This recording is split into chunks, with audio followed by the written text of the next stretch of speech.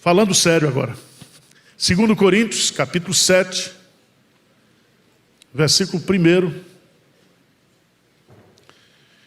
Eu quero falar sobre a importância de nós crescermos em santificação. A doutrina da santificação, ela é uma doutrina muito desprezada hoje nas igrejas.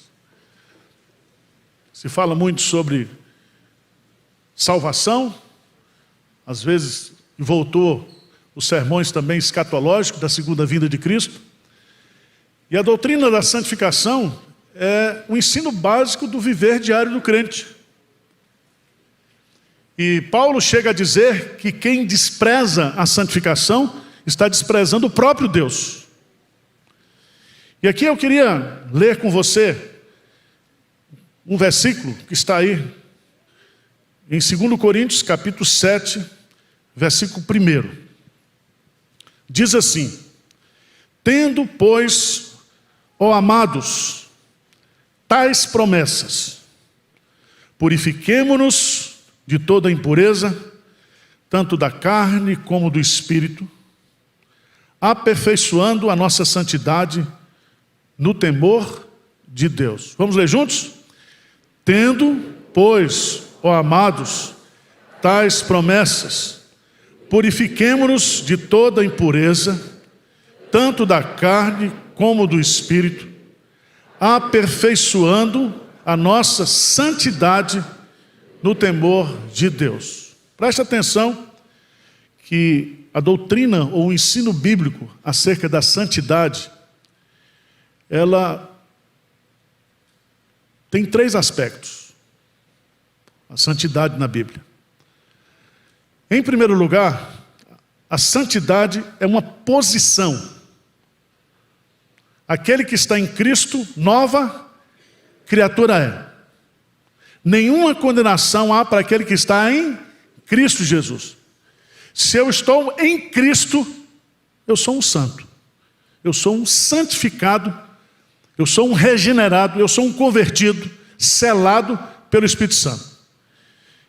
Tá certo? Então, todo crente convertido, ele é posicionalmente diante de Deus um santo. Não precisa ir para o Vaticano, não precisa de um processo de canonização, não precisa você fazer milagre nenhum. Você já é santo em Cristo Jesus. Tá bom? Segundo aspecto da doutrina da santificação, que nós precisamos entender, é a santificação não posicional, mas processual. Uma espécie assim de experiência de santificação. Então, preste atenção. Na minha conversão, quem me santifica, de ato instantâneo, imediato, é o Espírito Santo, é Deus. Agora, nessa santificação experimental, processual, é Deus que me santifica, mas eu participo, você participa desse processo de santificação. Vocês entenderam ou não? Então vamos ver o que significa isso.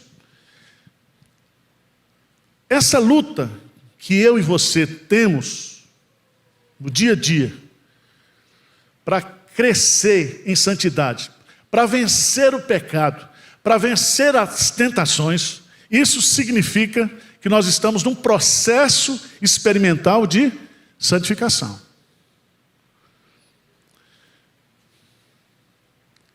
Terceiro lugar, a santificação é posicional, a santificação é experiencial ou processual, mas ela é final. Na experiencial, ela é progressiva, ela é variável, ela depende da nossa submissão a Deus. Mas quando chega na final, será o nosso estado final quando estivermos com Cristo. Se você morrer, você será glorificado. Se Jesus Cristo voltar hoje, nós seremos transformados e glorificados à imagem de Jesus Cristo. E aí, essa santificação final, ela será o estado final nosso por toda a eternidade. Ela conclui o projeto santificador de Deus na minha vida e na sua vida. Mas enquanto isso não vem, é muita luta.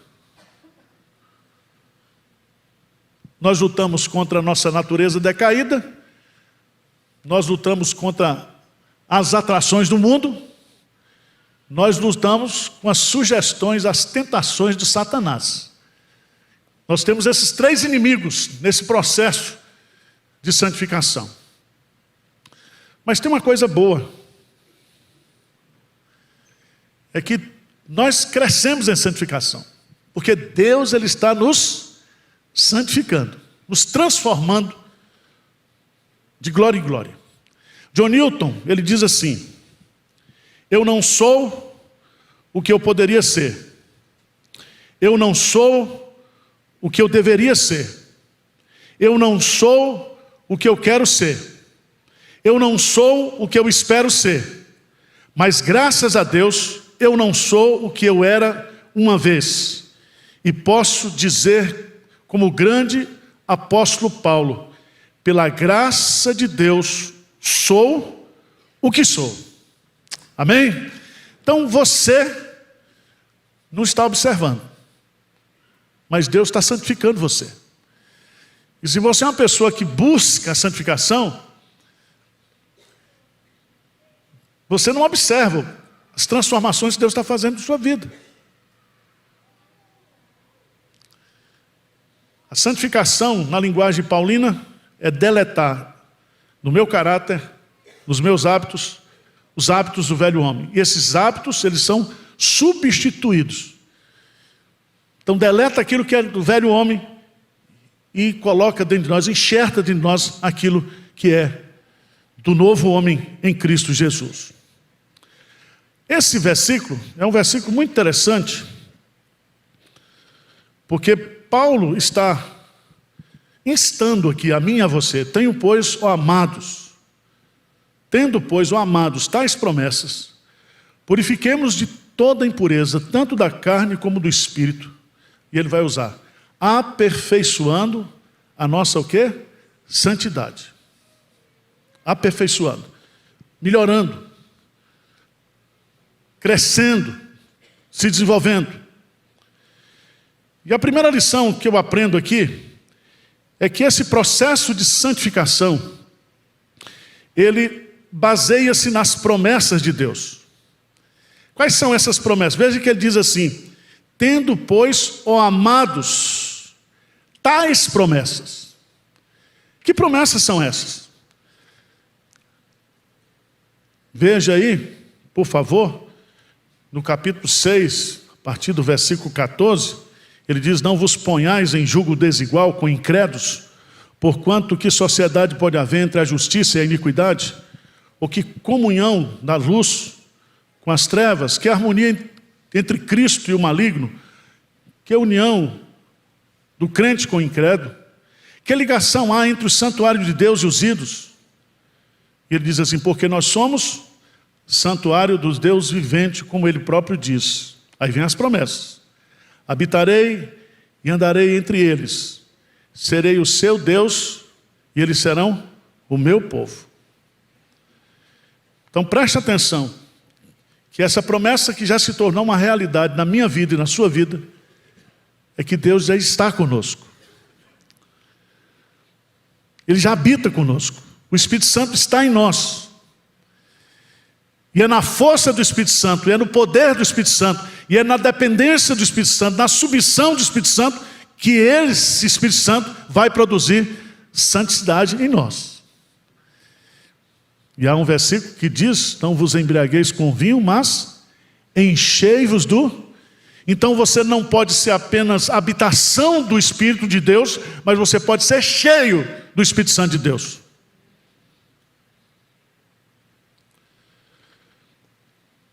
Mas ele diz aqui também no versículo 7, que se Deus habita conosco, se Deus anda entre nós, se Deus é o nosso Deus, e nós somos povo, propriedade exclusiva de Deus, nós precisamos nos retirar, nos separar do mundo. Então preste atenção, nós temos que de fato, santificação é separação. Separação. Então, por exemplo, por que crente não vai em boate? O que vocês acham? Tem algum mandamento na Bíblia? Não ireis a boate? Tem? Agora, por que eu e você não vamos para a boate? Se eu for, eu caio. Certo? Já tomo um uísque. O ambiente é para produzir o quê? Impureza sexual. Certo? Homem paga, mulher não paga. Por quê? Para ter mais mulher do que homem. E quem paga a conta? O tonto do homem. Irmãos, nós temos que ter discernimento disso. Se Deus habita conosco, se eu sou a habitação do Espírito Santo, há muitas coisas que isso irão ser, de uma certa forma, rejeitadas. Nós não queremos isso porque Deus habita conosco. Quer comais, quer bebais, qualquer coisa que você fazer tudo para a glória de Deus. A glória de Deus. Eu estou dando um exemplo simples, mas nós temos que ter uma vida de separação mesmo. Uma vida de consciência daquilo que nós somos e que Deus está conosco. É uma coisa simples. Se você for para o forró no sábado, Deus vai com você. Você acha que Deus tem prazer de estar ali? Ele habita em você, você é santuário do Espírito Santo. Na hora que você dá a primeira encoxada lá, você já caiu.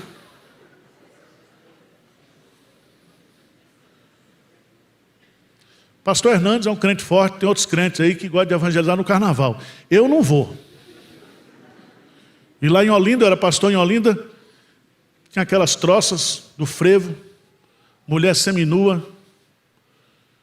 Aí eu, pastor, vamos evangelizar no carnaval. Eu disse, não, vamos fazer um retiro espiritual, vamos fugir disso aqui. Na quarta-feira de cinza, aquele povo bêbado lá. 9 meses depois, sabe o que acontece? A cidade de Olinda ganha centenas, milhares de filhos bastardos que foram gerados na promiscuidade do carnaval. E a cidade tem um déficit social muito grande por conta disso. Isso na minha época. Não sei se melhorou ou piorou. Então, nós precisamos ter consciência disso. Mas eu queria chamar a sua atenção, porque Deus está dizendo aqui que Ele agora é nosso Pai, nós seremos filhos e filhas. E Paulo vai colocar em Efésios, sede, pois, imitadores de Deus, como filhos, o quê? Amados. Nós não somos mais filhos da treva, somos filhos da luz. Mas veja o que diz Pedro, por favor. Lá na sua segunda epístola de Pedro, capítulo 1, versículo 4. Ele diz o que lá? 2 de Pedro, capítulo 1, versículo 4, diz assim: pelas quais nos têm sido doadas as suas preciosas e muito grandes, o quê? Promessas. Qual é o propósito?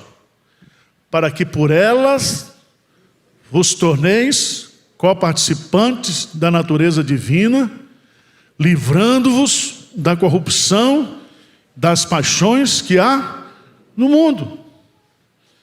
Então, as promessas de Deus na área da santificação é para que nós nos tornemos cada vez mais parecidos com Cristo, coparticipantes da natureza divina. E que cada vez mais nós sejamos livres da corrupção e das paixões que há no mundo. Processo de mortificação dessas paixões. Mas ao mesmo tempo que o Espírito Santo mortifica essas paixões, o Espírito Santo coloca também vivificação, amor a Deus no nosso coração. Então, irmãos, para eu e você, nós crescermos em santificação, em primeiro lugar, você tem que entender que a santificação se fundamenta na palavra de Deus, nas promessas de Deus, naquilo que Deus ensina aqui. A tua palavra é a verdade. E Jesus vai dizer claramente lá, que a palavra de Deus, ela nos santifica, ela nos purifica. Segundo ponto que esse versículo vai nos ensinar, é que a santificação que se baseia nas promessas de Deus, exige a nossa participação. Veja bem, ele diz assim: tendo, pois, ó amados, tais promessas, purifiquemo-nos. O verbo aqui não está na voz passiva, está na voz ativa. Deus purifica, purifica, mas eu participo desse processo. Purifiquemo-nos. De que quantidade de impureza? Está aí no texto. De toda impureza. A ideia aqui, irmãos, está lá no Salmo 51. É que o pecado nos traz aquele sentimento de sujeira. Por isso que Davi diz: lava-me completamente da minha iniquidade. Quando a gente peca, a gente fica incomodado. Fica incomodado. O pecado nos incomoda. O pecado entristece o Espírito Santo dentro de nós. O pecado traz essa sensação de sujeira. E o pecado não só suja, mas também contamina e mata. Por isso que ele precisa ser mortificado e abandonado. Veja que ele diz assim: aperfeiçoando a nossa o quê? Santidade. Veja o verbo aí, aperfeiçoando. Ele diz: purifiquemo-nos de toda impureza, aperfeiçoando a nossa santidade. O verbo aí também, aperfeiçoar, significa lutar. Lutar pela perfeita santidade. Vou mostrar para você o que está lá em Hebreus, por favor. Hebreus capítulo 12.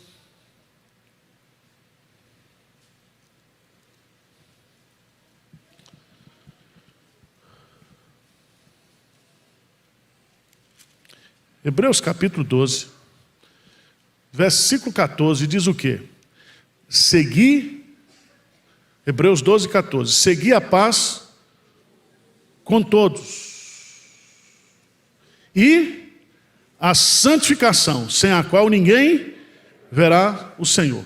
Chama a sua atenção para esse verbo, seguir.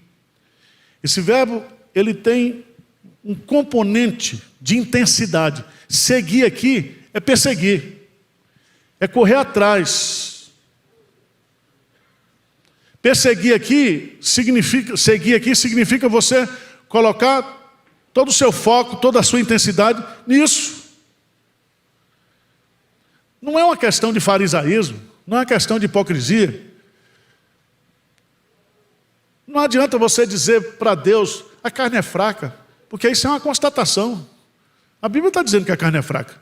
Agora não vá ser tão tonto de chegar diante de Deus e dizer: eu pequei porque a carne é fraca. E Deus vai dizer: você é um safado.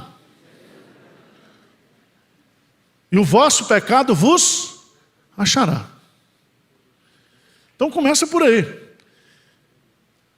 Santificação, irmãos, exige a nossa participação. Santificação requer luta, perseverança, determinação.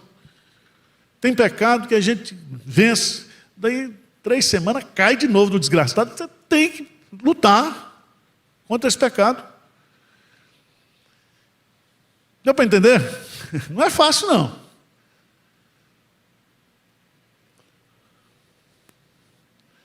Mas, terceiro lugar, tem que correr que tem Santa Ceia.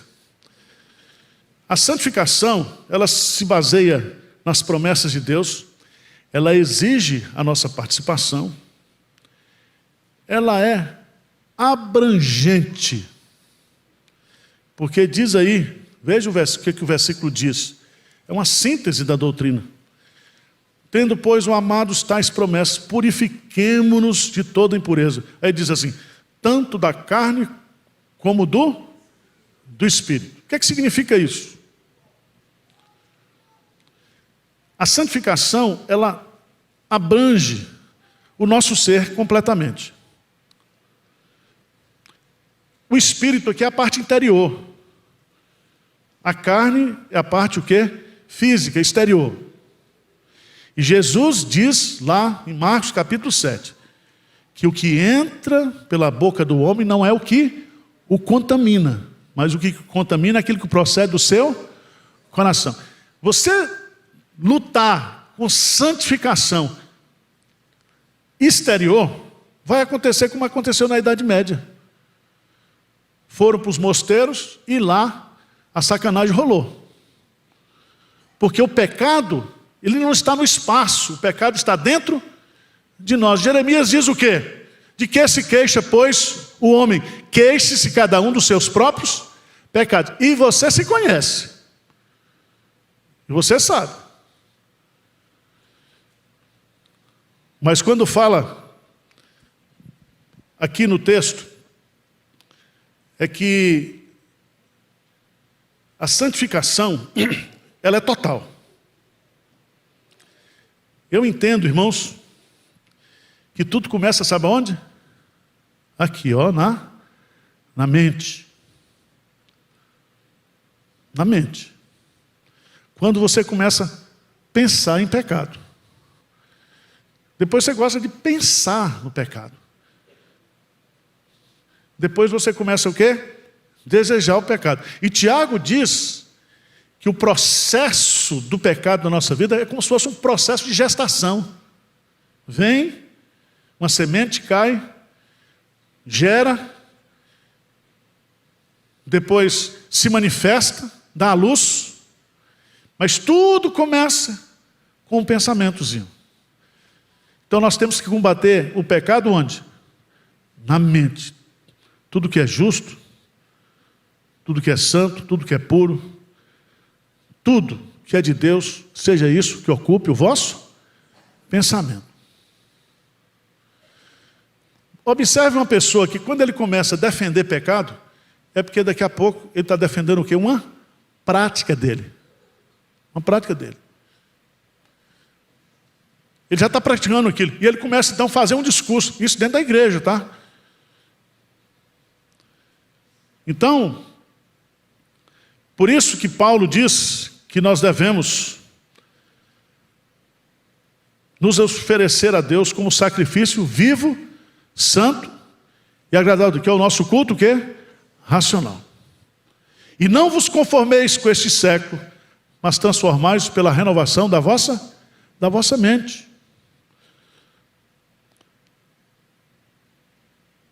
Mas eu queria destacar outro aspecto que é importante aqui no texto, é que essa santificação, ela é motivada pelo temor a Deus. Ele diz assim, aperfeiçoando a nossa santidade, no quê? No temor de Deus. Preste atenção. Quando você foi convertido pelo Espírito Santo, o que foi restaurado em você foi o temor a Deus, o respeito a Deus, a reverência a Deus. O processo de santificação se dá quando eu entendo que eu tenho que temer a Deus, que o temor de Deus está no meu coração. Não é o medo de Deus, mas é o respeito a Deus, a consideração a Deus. E é muito importante nós entendermos isso, porque a motivação para a santificação é o temor de Deus. Veja, por favor, lá em 1 de Pedro, capítulo 1, versículo 17. Veja o que Pedro vai colocar aqui. 1 de Pedro 1, versículo 17.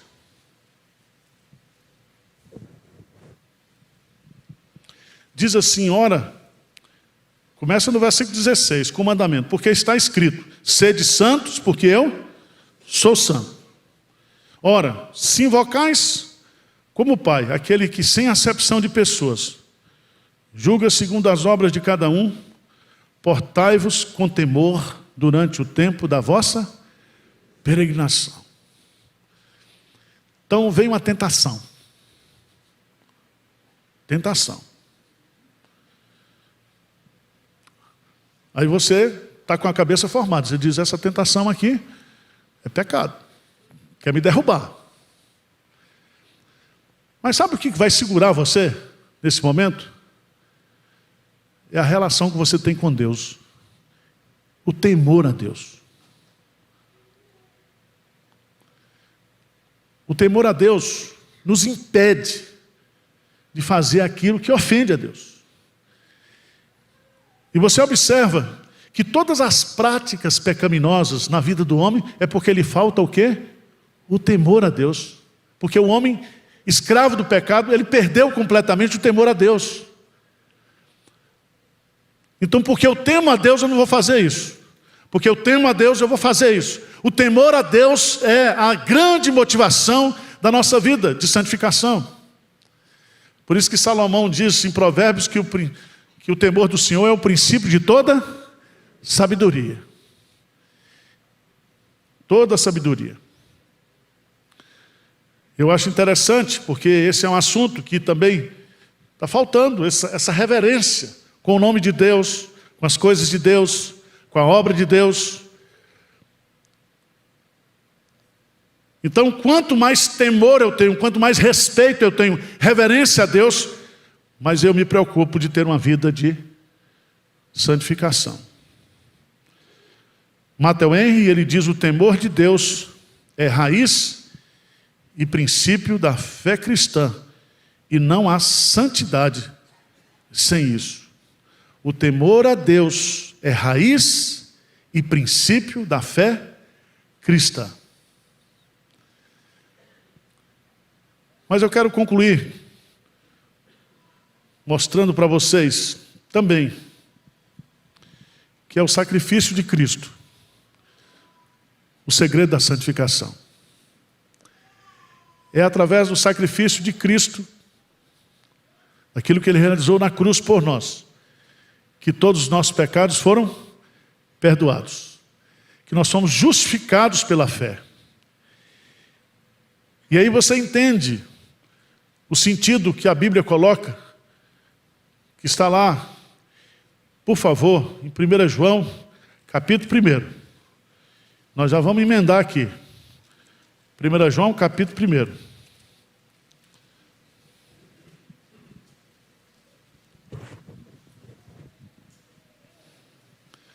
Versículo 7. Se porém andarmos na luz, como Ele está na luz, mantemos comunhão uns com os outros. E o sangue de Jesus, seu Filho, nos purifica de... Se dissermos que não temos pecado nenhum, a nós mesmos nos enganamos e a verdade está em nós. Versículo 9, vamos ler? Se confessarmos os nossos pecados, Ele é fiel e justo para nos perdoar os pecados e nos purificar de toda. Preste atenção que a cruz de Cristo, a sua obra, já perdoou todos os nossos pecados. Todos os nossos pecados, até Jesus chamar você, todos esses pecados já estão perdoados em Cristo Jesus. O que acontece no processo de santificação? É que o pecado me suja, e eu preciso ser o quê? Purificado. E aí tem o texto. Há uma diferença entre perdoar os pecados e nos purificar de toda o quê? Injustiça. Vocês estão entendendo, gente? Você é um crente salvo, perdoado por Cristo Jesus. Você já é santo posicionalmente, mas você está num processo de santificação que vai culminar com a sua santificação final. Mas nesse percurso, você vai cair, você vai pecar. E aí você vai dizer, então não vou tomar santa ceia, pastor. Não, examine-se, pois, o homem a si mesmo, e assim coma do pão e beba do cálice. Por que Deus, Jesus Cristo, ao estabelecer a santa ceia se torna repetitiva? O batismo é um só, é o rito de entrada. Mas depois que você está dentro, você vai pecar, você vai errar. Você está livre do poder do pecado, mas você não está livre da presença do pecado. E às vezes aquilo que eu não quero fazer, que você não quer fazer, nós fazemos e ofendemos a Deus. E aqui é muito bonito. No capítulo 2 diz assim, filhinhos meus, não é outro sermão não, é só o fechamento. Filhinhos meus, essas coisas vos escrevo para que não pequeis. Se todavia alguém pecar, temos advogado junto ao Pai, Jesus Cristo, o justo. Ele é a propiciação pelos nossos pecados, não somente pelos nossos, mas ainda pelos do mundo inteiro. Então eu quero convidar você, nessa noite, para a gente participar da ceia do Senhor, nessa perspectiva de que nós somos pecadores, mas somos pecadores que estamos buscando uma vida mais santa. E nós precisamos nos esforçar para isso. Nós temos todos os recursos. Há uma lei lá no livro de Levítico, que o óleo só vai onde o sangue já passou. O sangue passa purificando, depois vem o óleo da unção. A unção só vem.